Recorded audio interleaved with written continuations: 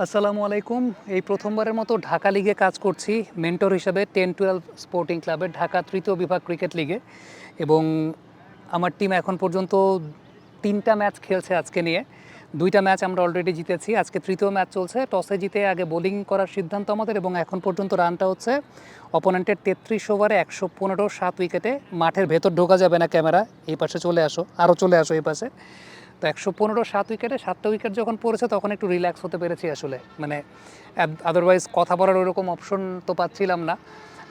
শুরুটা আমাদের যখন সকালবেলা হয়েছিল আমরা দুপাশ থেকে দুজন পেস বোলার দিয়ে শুরু করেছিলাম এবং অপোনেন্ট টিম যারা তারা পিকেএসপি তাদের একাডেমির টিম এবং তারা বেশ ভালো স্টার্ট করেছিল, বেশ ক্যালকুলেটিভ স্টার্ট করেছিল এবং ওই জায়গাটা থেকে বিকেএসপি ১ নাম্বার মাঠে আমাদের ইনিশিয়াল টার্গেটটা ছিল আসলে টসে জিতে বোলিং নেওয়ার পেছনে যে উইকেটটা আসলে কেমন আচরণ করে, কারণ বিকেএসপি ১ নাম্বার উইকেট আমরা যদ্দূর জানি যে ইভেন বাউন্স ক্যারি করে না, কিন্তু আজকের উইকেটটা যথেষ্ট ভালো। এখন যথেষ্ট ভালো উইকেটে খেলা হচ্ছে, তারপরও সকালবেলার আর্লি ময়েশ্চারটার কথা চিন্তা করে আসলে আগে বোলিং নেওয়া এবং ইনিশিয়ালি যেটা দেখতে পাচ্ছিলাম যে এই প্রান্ত থেকে যখন বোলিং করা হচ্ছে, জাস্ট আমরা একটু দেখাই যে এই প্রান্তটা থেকে যখন বোলিং করছে বোলার তখন ওই পাশের উইকেটে বল বেশ ভালো উঠছিল, আবার এই প্রান্ত থেকে বল আবার বেশ নামছিল।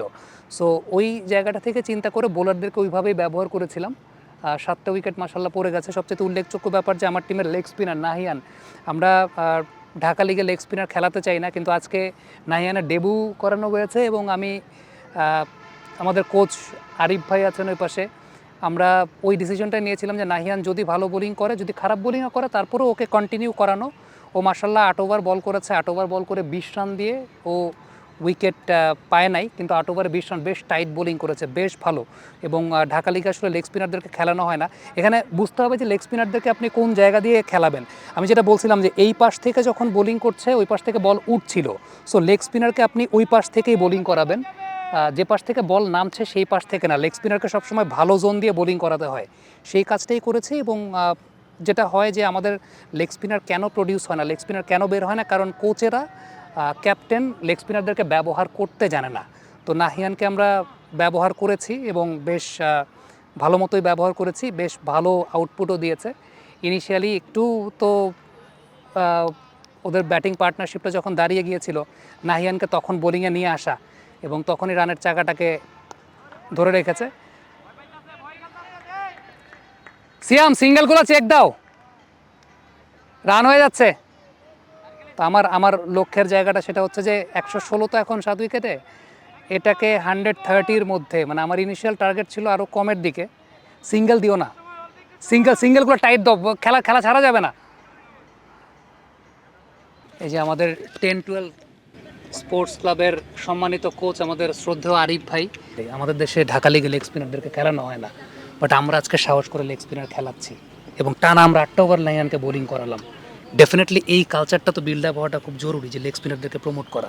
হ্যাঁ, অবশ্যই এটা জরুরি। একসময় আমাদের এজ গ্রুপে আমাদেরকে বলা হতো যে প্রতিটা টিমে যেন একটি করে লেগ স্পিনার থাকে।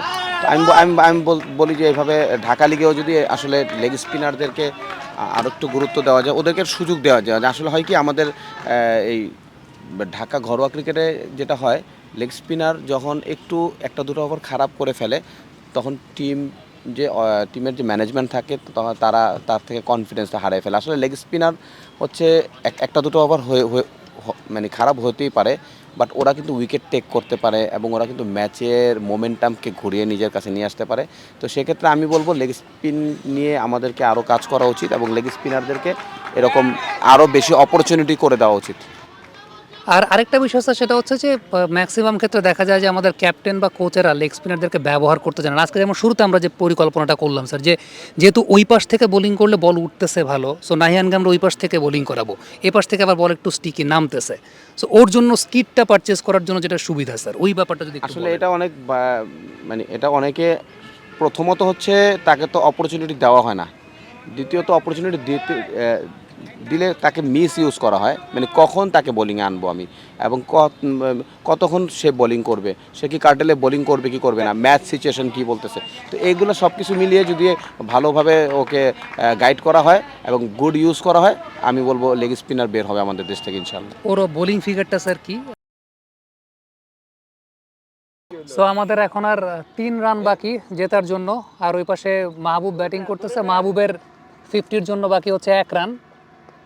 না, এখনো 50টা হয়নি। মাহবুবের ব্যাপারে একটু বলি, সেটা হচ্ছে মাহবুব মূলত প্রাণ আরএফএল কোম্পানিতে ফ্যাক্টরিতে শ্রমিক হিসেবে কাজ করতো, কাজ করে এখনো ইনফ্যাক্ট।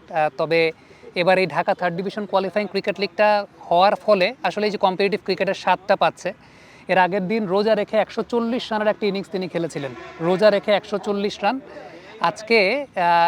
আজকেও তিনি রোজা রাখছেন। খুব ডিফিকাল্ট এই ওয়েদারে রোজা রেখে এরকমভাবে ম্যাচ খেলা। আজকে 50 এখন পর্যন্ত করতে আর 1 রান বাকি। আল্লাহর রহমতে বেশ ভালো ব্যাটিং করছে, বেশ ভালো ব্যাটিং। এবং ওই আমরা আর 3 রান জয়ের থেকে দূরে। এই জয়টা হলে আমাদের 3 ম্যাচে 3টা জয় কনফার্ম হয়ে যাবে 10-12 স্পোর্টসের, এবং এই টুর্নামেন্টটা আমরা আসলে খুব ডমিনেটিং ওয়েতেই স্টার্ট করেছি। 50।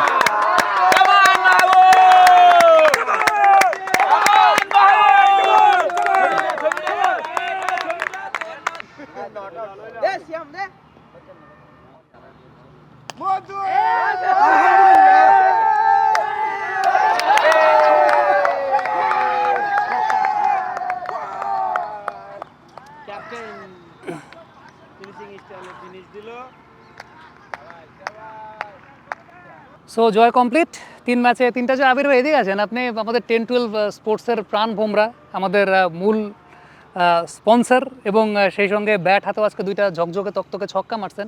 এটা বলেন, এর আগের দিন যে আপনাকে গার্ড পজিশনটা দেখাইলাম কতটুকু উপকার হয়েছে আপনি বলেন। প্র্যাকটিসে যে আমার গার্ড পুরা গার্ড পজিশনে আমার চেঞ্জ করে দিয়েছেন ব্যাটিং স্টাইলে। হ্যাঁ, পুরা মিডল স্টাইমে সাফল করে অনেক স্বাচ্ছন্দ্যে ব্যাটিং করতেছি। আজকে 2টা ছক্কা হ্যাঁ, মারছেন। 2টা ছক্কা মারছি ইনশাল্লাহ, ওই আমার স্টাইলটা চেঞ্জ করার কারণে।